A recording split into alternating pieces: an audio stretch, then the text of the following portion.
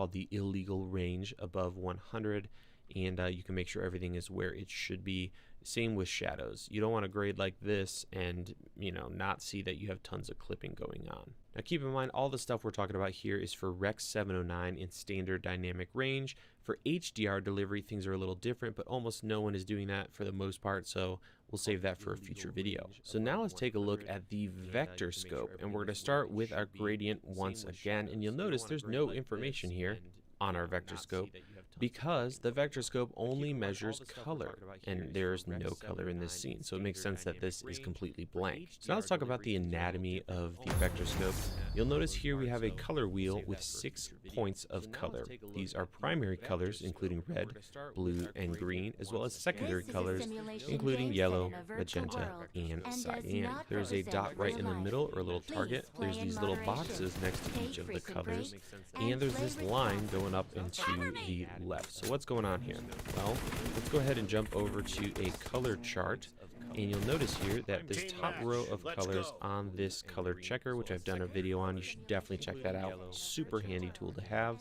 We have our colors: yellow, red, magenta, blue, cyan, and green. Those points are represented here on our vector scope. And an important thing to keep in mind is the center of the vector scope measures 0 color, and as you work your way to the edge of the vector scope, there is more saturation.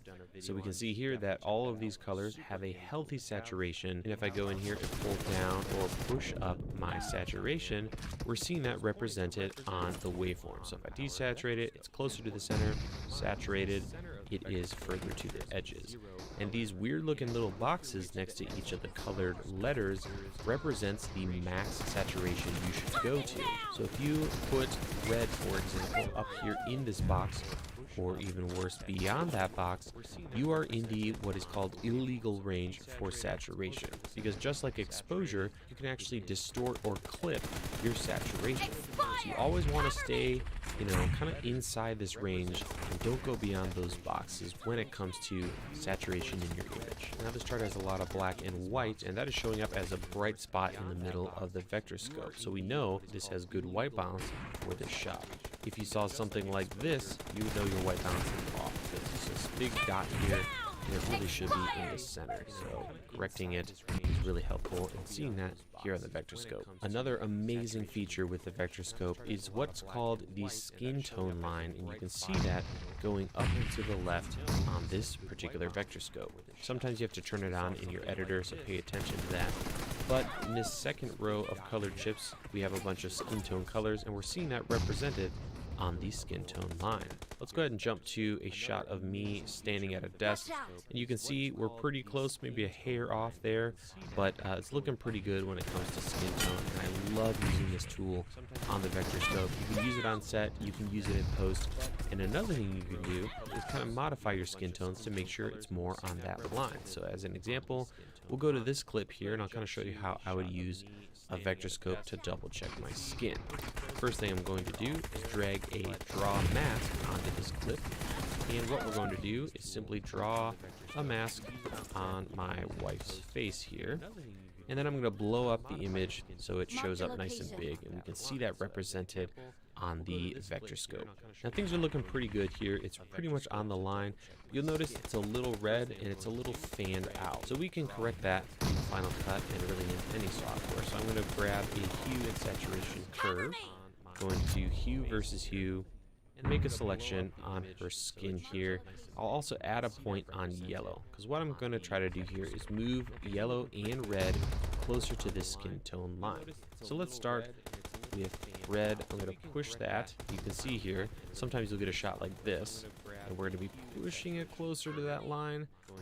And that looks pretty good right there. I don't really need to mess with yellow too much, but you could go in here and make it an even thinner line. Like that's like a razor sharp line. I'm going to keep it, you know, a nice range, because skin does have a yellow to red range. It's not perfectly, you know, the same color. So now we'll go back, turn off our draw mask, turn off our transform, and we'll go ahead and go back and forth. And as you can see, it's a very subtle difference there. But if we look at the vector scope, we can see some of that red has been pushed over to the skin tone line. The last thing I'm going to do is go in here and add some saturation in the shadows and in the midtones because it's a little undersaturated. It's looking pretty good. You can go back and toggle on and off our hue changes, and that's a great way to make sure your skin tone is where you want it, right there on the skin tone line, as well as checking overall saturation. So I love the vector scope. It's also a wonderful way to make sure your white balance is correct. So if I go to this shot, you'll notice there's a little dot here, but it's not truly perfectly on our little target. So I could go in here, grab my master, and you can see I can move everything in the image around. Let me reset it here. And then I'm just going to drag it over a little bit as I pull it away, make sure I can see that target, and bring it back in. And right about there is correct. So you can see I added a little bit of green to this image, go back and forth. Subtle, but now we have a truly white background. There's other ways to do this, and we might get to that in a future video. But vector scopes are amazing. Definitely use them if you can, especially on set. It's awesome to have that to make sure you don't have any funky colors and your white balance is good to go. So that is a basic overview of vector scopes and waveforms. Multiple times I mentioned using these tools on set. How do you do that? Well, the first thing you're going to need is a monitor or a camera that has those built in. So I'm filming on the GH5S. It has waveforms and vector scopes built in, although they're tiny and almost completely unusable. So I always recommend picking up a monitor and using its waveform and vector scope. Unfortunately, monitors that have these tools are usually really expensive, but there are a couple options that work really well without spending a ton of money. The first is going to be the Adamas Ninja 5. It's sitting on top of my GH5S right now. Also, a more affordable option from Adamas would be the Shinobi. I've got one right here. That's going to do a great job giving you those tools and allowing you to use those on set. The other company I would recommend is Small HD. Here I have their focus monitor. It's on sale all the time these days. A wonderful little monitor, and you can pinch to zoom and all kinds of fun stuff. So both are going to be a good option. They both have waveforms and vector scopes with a lot of settings for each. Now, when you use these on set, a good candidate would be a setup like you see right now. I used a monitor to make sure my key light and my background light were both as neutral as possible. How many times have you sat down to edit your footage and you realize your background light or a window in the frame and your key light you're using are different colors? One's maybe a little green or magenta or something like that. A vector scope on one of these monitors will help you see that while you're filming, so you can add a gel or tweak your lights to get the color perfect. You can also use them for checking your skin tones. And then finally, of course, waveform is a wonderful way to get your exposure correct. You could use false color, but often that's not going to pinpoint the exact, level of a gray card or something. 1 second. This is the gray card I use every time I sit down to film, and what I do is I put it in front of my face like this. I rotate it slightly, and at that level, since that's where my key is, I'm going to get a perfect reading for middle gray. Now, we need to talk about this in a separate video because it's really important, but in short, every single camera and log or color profile has a specific gray card value that you want to adhere to. So for me and my setup and all the LUTs I use, 50 IRE is where I want this to land. So I can just look at a waveform, find that line where this gray card is landing, and set it to 50, and I know when I sit down to edit, no matter what, I'm good to go with my exposure. So we'll cover maybe exposure in a future video, but that's a wonderful use for waveform. You can also immediately see the entire landscape of your shot when it comes to luminance. So both wonderful tools. Hopefully this has helped you guys out. I'll have links to everything we talked to in the description. Just check it out. Pull some footage into your favorite editing software and pull up scopes and start tweaking with them. And I think overall you're going to really appreciate using them if you've never used them before. If you enjoyed this video, make sure you check out my guides where we talk about stuff like this when it comes to using specific cameras. And as always, you can watch fresh videos here at DSLR Video Shooter every single Tuesday. Thank you guys so much for watching. We'll see you in the next video.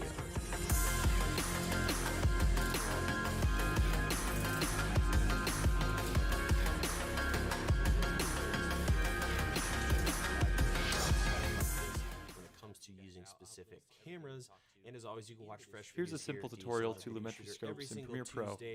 First of all, color correction and color grading are different things. We're going to cover both briefly. Color correction is simply making things look like real life.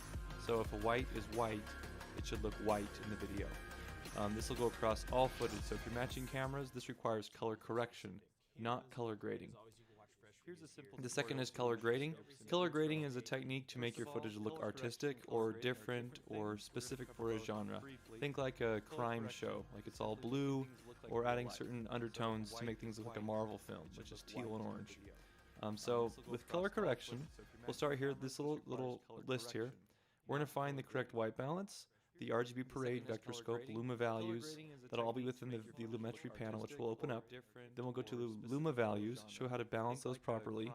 Then go to saturation, and then there's a tool called HSL secondary, which you can look at skin tones with. This seems very technical, and it's actually very simple once you break it down into steps. So we'll start with the first step, which is to find the lumetri panel. So I'm going to move this out of the way here. Let's go to Window within Premiere and look for lumetri scopes. So there's going to be a panel here. It'll be within this top bar by default. If you are lost, you can click through these tabs. Lumetri scopes is what it's called. It may only show up with a singular preset, for example, the vector scope, or a variety of other ones like the RGB parade, or perhaps the histogram. These are all very technical and require lots of studying to get them perfected. But we're going to just focus on the preset here. If you go to the right, if you right-click inside the window, and go to presets, and then go to vector scope, YUV, parade RGB, waveform YC. It should be within your version of Premiere after, I believe, 2017. Let's go ahead and select on that. This will bring up this window that has 3 different small windows inside of it. Before we proceed, we're going to right-click once again. We're going to go to waveform type and change it to Luma. So that's going to be the only change we have to really change. And now we have basically found the lumetri panel, and we've opened up the RGB parade, the vector scope, and the Luma values. So we're going to start talking about the RGB parade first. So let's move this out of the way again. The RGB parade is the image shown here in your program window, or the selected clip, which is down here in the timeline, 3 times. So this is the image here of all the reds, all of the greens, and all the blues, and it's being squished together to show certain values within each one. And a simple way to show how this is working specifically is I can create a mask, and I can make the mask smaller. Don't worry about making a mask on your computer. But as I move it through the screen, you should see these values change in this RGB red, green, blue parade based on what I'm looking at. So if I were to go to something that is within the scene or move down the footage, you'll see that the parade changes based on what's being shown. So you can see I have the reds here, which are lower, greens are in the middle, and the blues. This goes from 0 to 100%. 0 meaning there's no color, 100 meaning it's 100% saturated. There can't be more color added.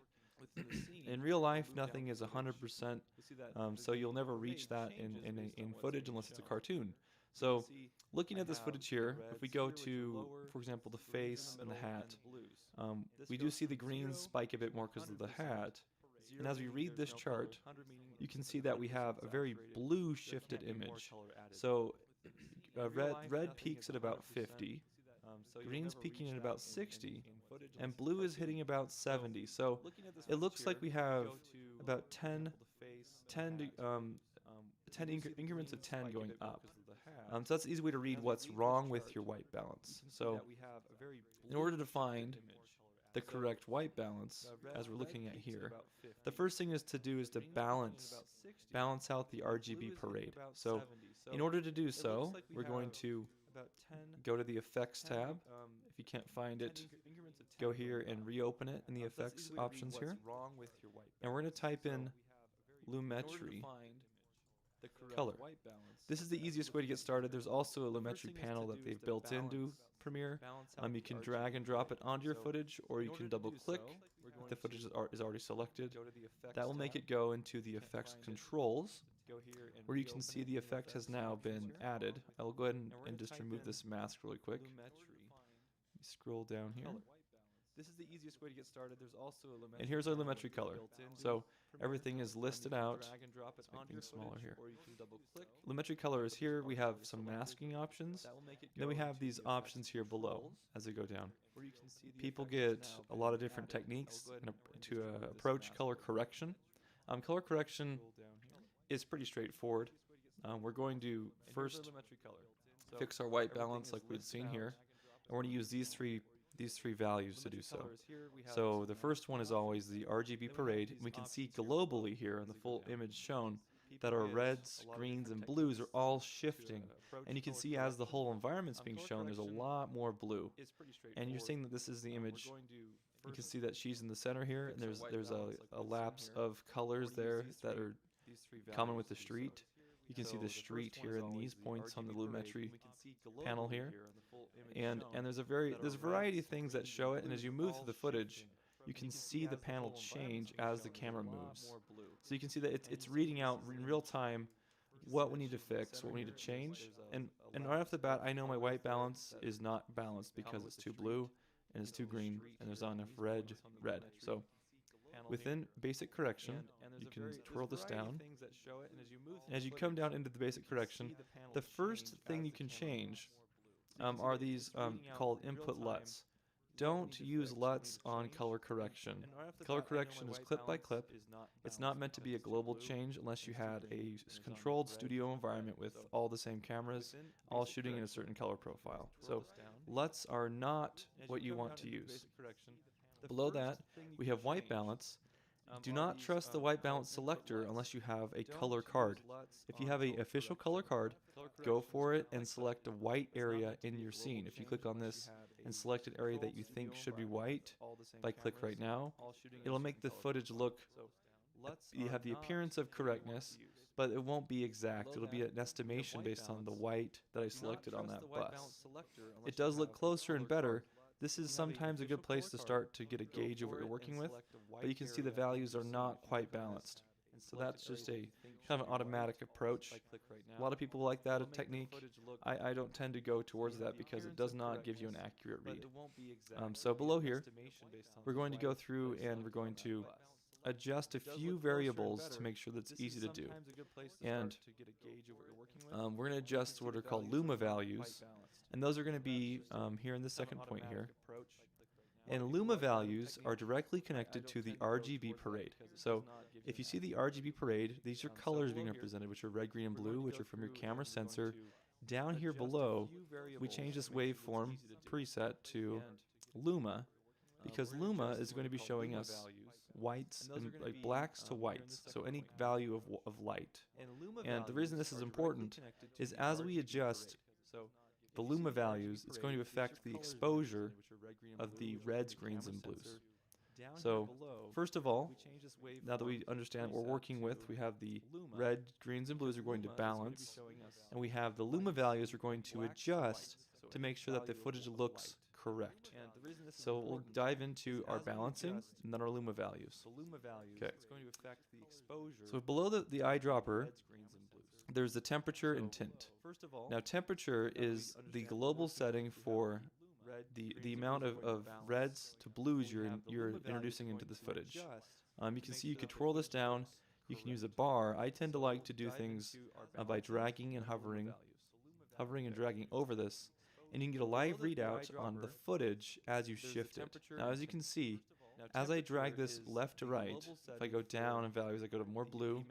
As I go right, I add more reds, and I introduce more reds into the scene.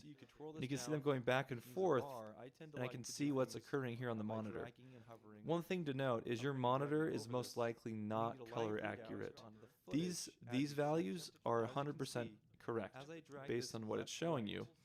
Your monitor is showing you an interpretation through the software and hardware that's available on your current screen. And there are screens that cost, thousands of dollars. Apple's released one that has a stand that's $1,000, and they have very accurate colors, and you pay for it. But if you want to read these scopes, this way you can get similar colors and experience without the huge budget. So first of all, we're going to go look at our values here and find a happy medium between the reds, greens, and blues here across the street. You can see them here. And we're going to kind of keep playing with this dial until we get them balanced. So as I'm watching this, I'm not looking at the image, I'm watching the values here. I want it to fall, looks like we have a collection of points here from 40 to 60. And that's pretty standard across all of these. As I look here, it looks like our reds are very strong, our blues are very strong, our greens are falling a little bit. So that is where tint comes in. Tint plays with the green channels and moves the other channels up and down. So it's kind of like a slider that goes on the sides in the middle. So as I move tint, you can see it move them back and forth. See how it goes up and down? So tint will give us the ability to balance the greens and the reds even more than what they were before. So as I'm moving back and forth here, and I tweak these ever so slightly, and I add 1 to 2 value points per adjustment, you should start to see this becoming more and more level. Now, no image that has color in the scene in any camera is going to have a perfectly level flat profile unless you're shooting in a flat color profile. I believe this was on a GH4 shooting in the natural setting, and I think it's a Rec 709 color space. So things that you shouldn't have to worry about too much. But you can see here my temperature I set to 75 and my tint is -6. So I'm going to go ahead and duplicate this footage really quick by holding Option, selecting it and moving it. And I'm going to look at this really quick and see what happens when I do the eyedropper technique. So I'm going to go ahead and delete, I'm going to reset the lumetri color here by clicking the reset effect. I'm going to eyedrop what I think should be white, and I'm going to look at our values. So I'm going to go ahead and duplicate this footage really quick. So in this automated clipper I've made here on the right to show a comparison, it looks like it's 67.3 and -10.1. We're getting a very balanced looking image. I mean, I'd say this is more than acceptable. But we do know that it's not perfectly balanced based on our RGB parade and the adjustments we've done. So if I go over here to the other clip, it almost looks the same, but if we look at our values, we're getting 67.3 and -10.1. And it looks like we're introducing a little bit more red, and that's due to the nature of the camera's sensor. And that's something that you'll have to learn as you use your camera.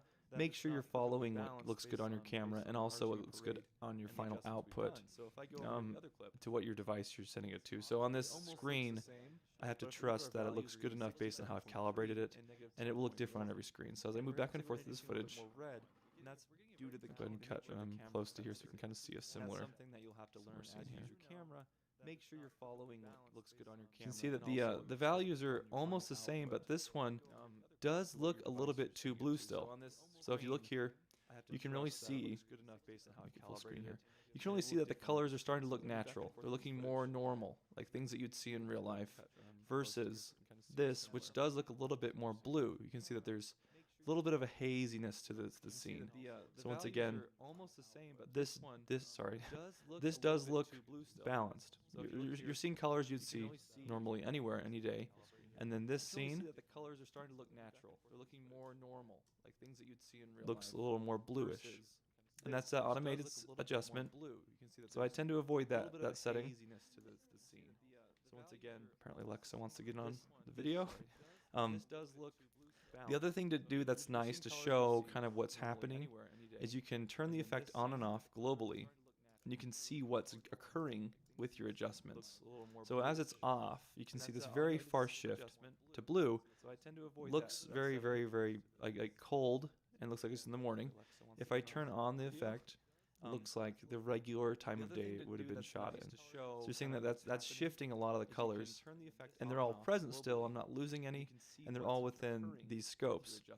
So now that we've gotten that balanced in the RGB parade, the luma values is what we're going to be using next to ensure that the exposures are correct.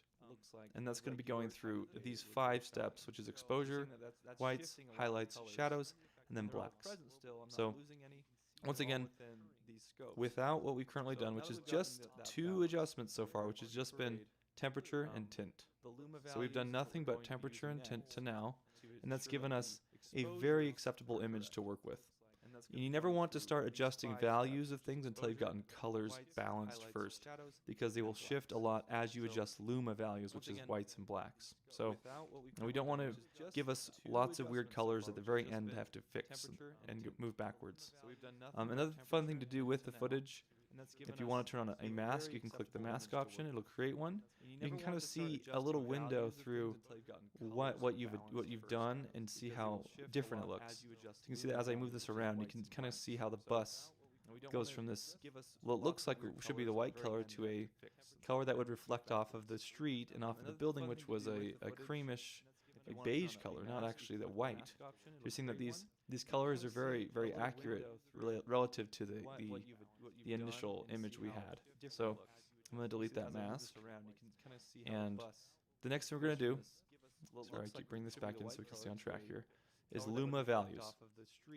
Okay, so within this, down below, we have what's called tone. So we've gone through basic correction, which is 2 settings you need to worry about: temperature and tint. Within tone, we have exposure, contrast, highlights, shadows, whites, and blacks. They're not in order of importance or operation. They're based on luma values and how they change.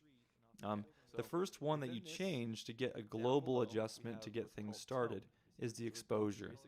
This is usually what you set in camera. This is basically giving you a shift in this chart here to see how to get it to a more balanced state.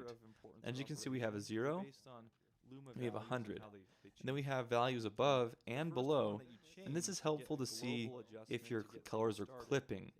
And clipping colors or losing, like overexposing or underexposing, is something you really want to avoid when you're color correcting footage, especially if you're being paid to do it. You don't want to lose data, because all this is data that you can keep. So let's go ahead and do exposure, whites, and highlights first. Okay.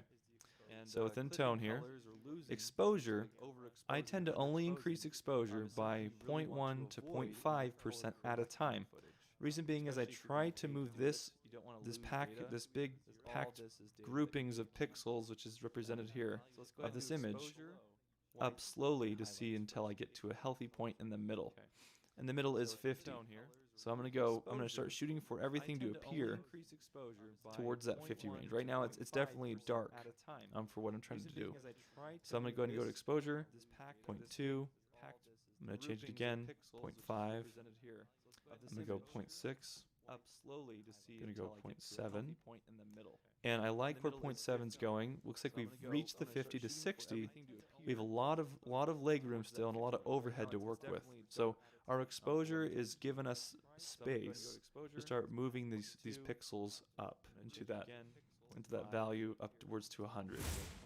So now, without that adjustment, if we go back to 0 to 0.7, you're seeing a very subtle change, but it's giving you enough information to start working with the values in between.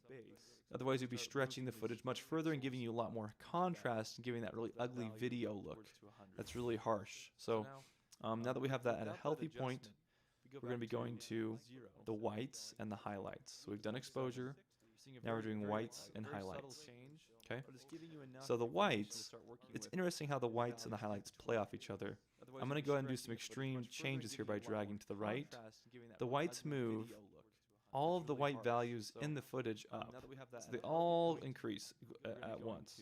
You can see that as you go up, you can start making them hit that line. So watch this line here as I go up to 100 and 50, they no longer are being exposed, they're being clipped. And you can see the RGB parade stretching out and becoming more and more and more red and less green and less blue. That's because we're exposing more of those whites that's happening in between. So what I do with highlights, with whites, is I reset that to 0. I generally go up by 5 at a time. So 5, let's go to 10, 15, 20, 25. And generally, when you think about highlights, think about the range of 70 to 90. That's kind of where those highlights should sit. If you break this into thirds, from 0 to 100, that's how you kind of think about these different values. So they kind of occupy 1/3 of this graph each. So I'm going to go ahead and give us more. I think 30 is a good place to start. And that gives us a little bit more spread on the whites. So now we can start working in the highlights. So highlights is up here. And this moves the pixels a little bit further without changing their RGB values as much. So if we go to highlights, and I am simplifying this quite a bit to make this easy. I do this by usually 5 at a time as well. So go 5, and you can see as I'm moving up, I'll do an extreme one here. It brings them up together, but doesn't stretch them out. So that's helpful if you're getting to a point where you're liking the color correction direction you're going. So I'm going to go back down where I was. I was at 10, 15, and I'm watching my Luma chart here, making sure this is staying on point. 25. Let's go to 30. Okay. So it looks like we have pretty good coverage here. We have some areas in the footage that are starting to approach that 100, and in the 70 range, we have to remember this is the road. The road shouldn't be 100% white. If we look at our footage here, it should be gray. It should be a mid-tone. If you look at all the different values in this image, you have whites on this clock. You have grays, which are middle of the road. Then you have this black handbag, which is dark. So now that we've gotten this spread out with the 3 first steps, which is exposure, whites, and highlights, the next thing we're going to work on is shadows and blacks. And this is pretty straightforward. Shadows and blacks, shadows is here, blacks is here. And with shadows, I tend to go up or down depending on what is wrong with the footage. Right now, it looks like it's all still pretty centralized here. We're not quite getting a lot of overhead in the mid-tones below the street here. And it looks like we have some good black values, but we're missing a lot of, looks like, the mid-tones throughout this area. So shadows can come up in this case, and we're looking at a lot of information below. So I'm going to bring it up by 5 to 10 at a time. Let's do 10, 15, and you're seeing all these mid sections, which is shadows, is all that mid section move up. Let me go 20. 25, 30, and I'm just watching this subtly move. 40. You never want to do really intense, large adjustments at once because you can lose a lot of good color information and information in general. Now I've gotten this moved up to 50, and I look at my chart here. I'm seeing a lot of good coverage in the center, but our blacks are really lacking. It's going to be a washed out image if you just look at the Luma values. So see this 20 to 40 here, very sparse. So you can see that we moved a lot of good values up in the background, but the foreground, remember, this is one plane of color correction we're doing currently. We're not doing multiples. I'm going to bring down and compromise a little bit of those midtones to keep this foreground a little punchier and better. So I'm going to bring these shadows back down, I would say, by 5 to 10 at a time. So let's do 45, 40, 35, 30. There we go. We're filling in that gap a little more. We've got more coverage in here, and we're watching those segments of the image. And since this footage is in a city, we can kind of assume what things should look like to the naked eye. This is not just a science. You have to be a little bit artistic about how you make your choices. But as you can see, our initial RGB parade gave us a lot of options to fix these colors initially, but you can now see we're starting to get a shift. And that's because we're exaggerating and showing more of the data. The Luma values and vector scope, we're going to be talking about the vector scope in just a moment here, explaining what it's doing. But the Luma values are giving us a lot of information about this image and how it's interacting with the data we have within it, the pixels. The Luma values specifically we've worked with quite a bit, and the exposure, whites, highlights, shadows, and blacks. And you can see we have a pretty acceptable image. I would say we're going to have to go back and fix this shift that's happened with those values being changed. And we are seeing we're getting almost peaking, but we can tell it's not peaked here in the Luma values.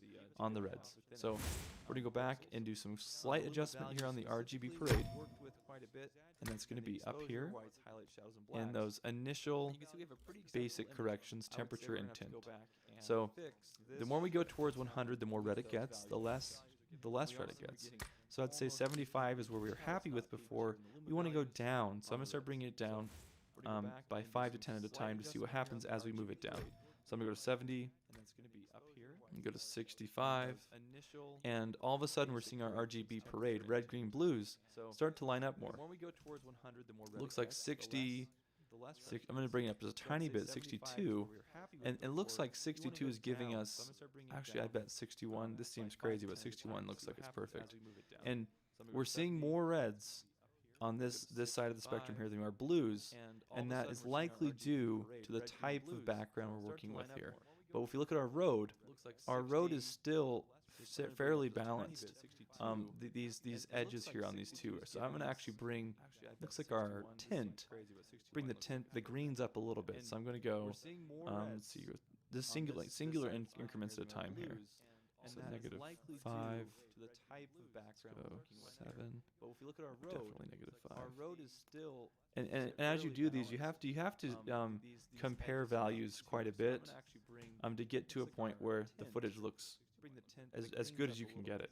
Negative 3, and it looks like right here I'm getting very good coverage on those 3, and we're also getting good coverage on our Luma values.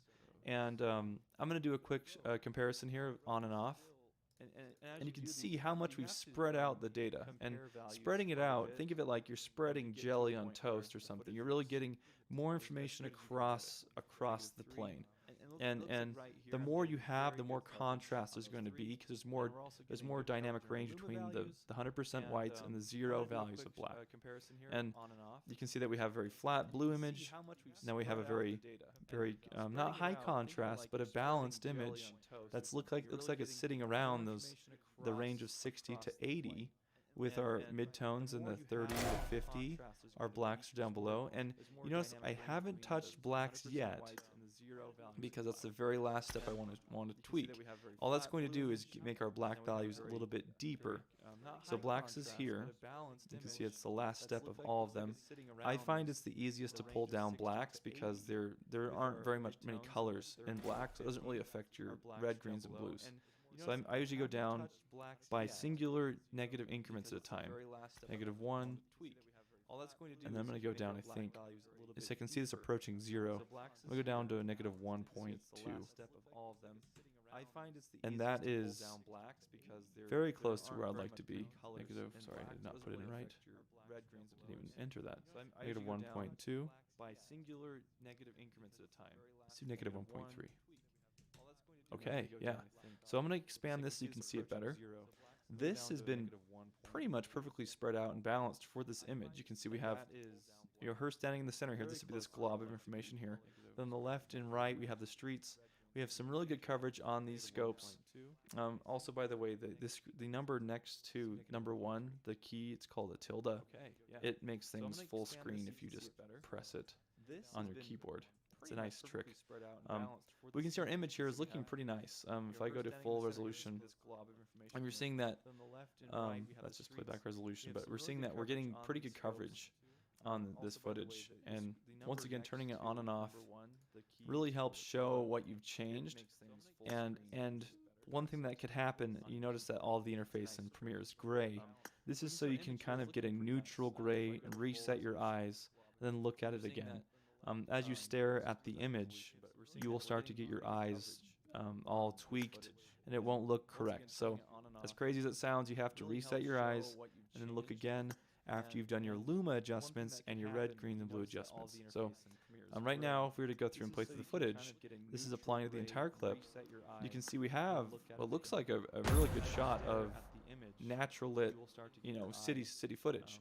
And this is with, and you can see this Luma chart going absolutely bonkers as we move that pan. See how it's moving? We got all these values going. But nothing's clipping, nothing's leaving the footage.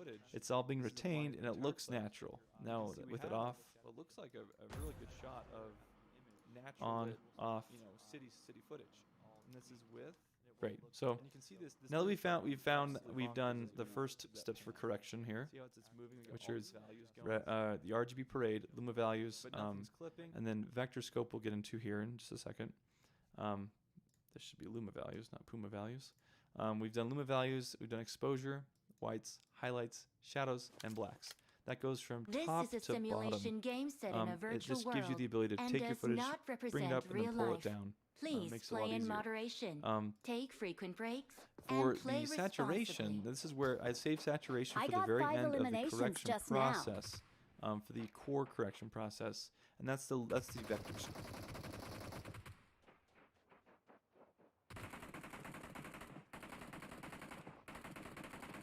I need consumables.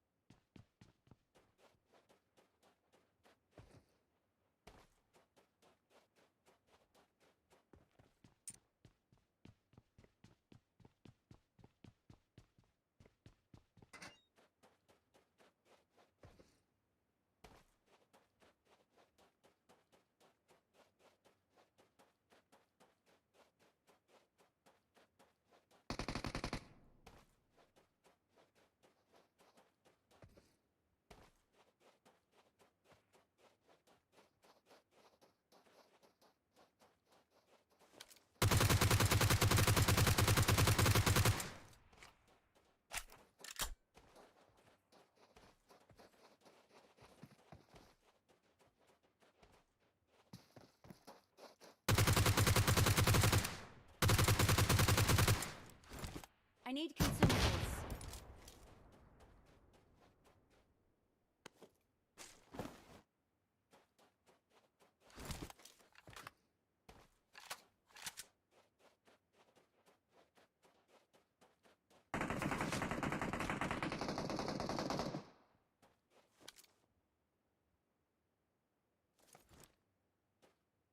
Enemies ahead!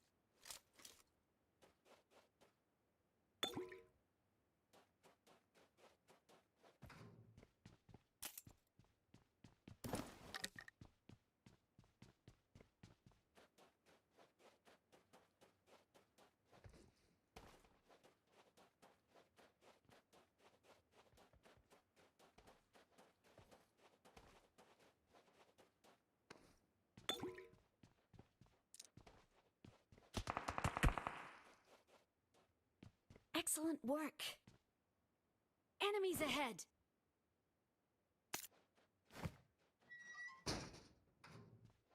Marked a location.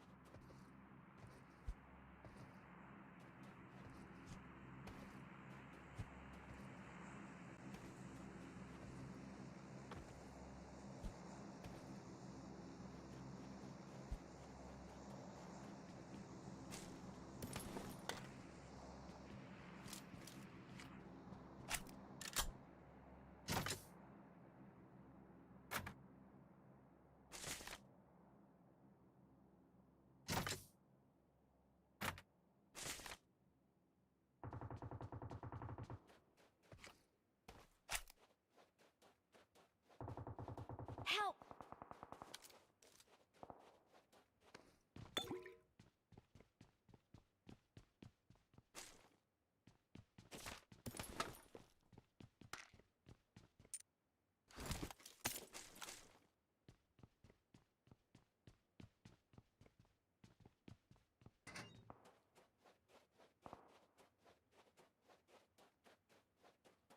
Thank you.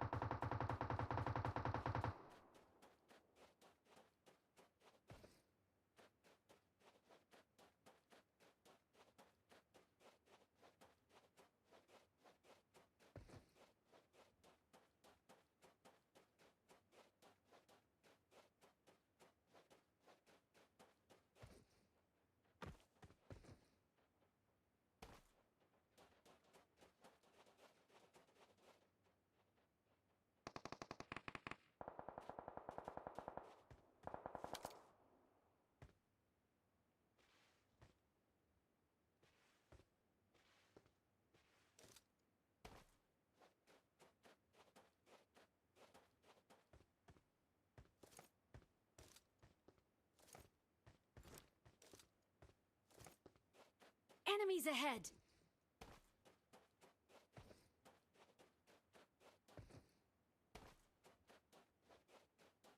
Get in the car.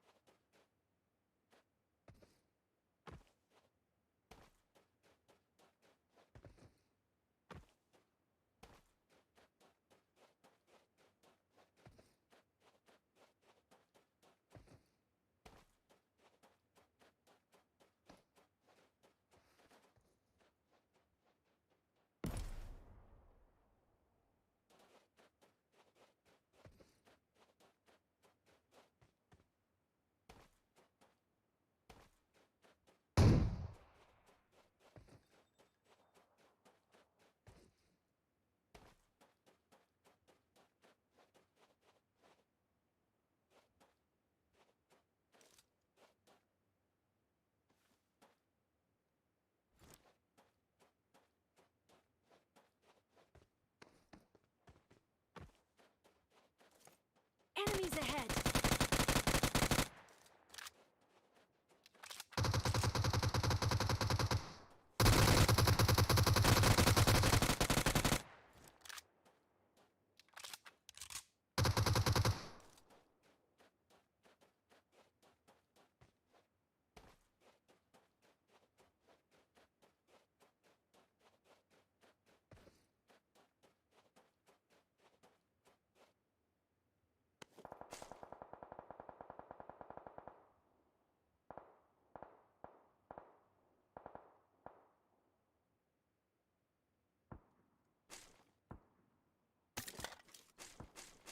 I need consumables.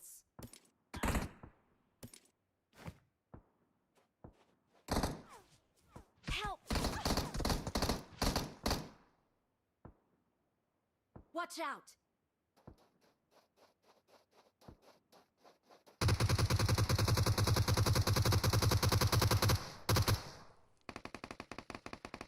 Help!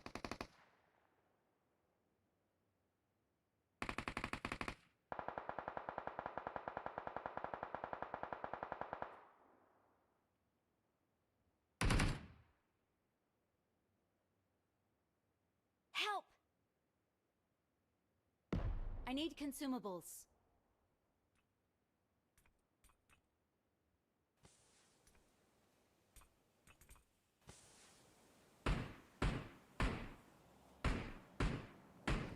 Form up on me.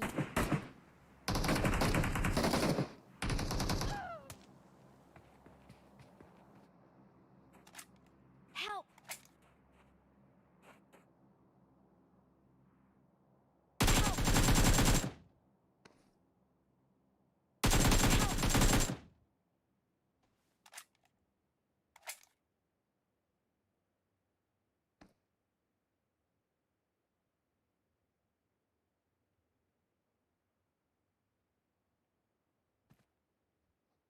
Thank you.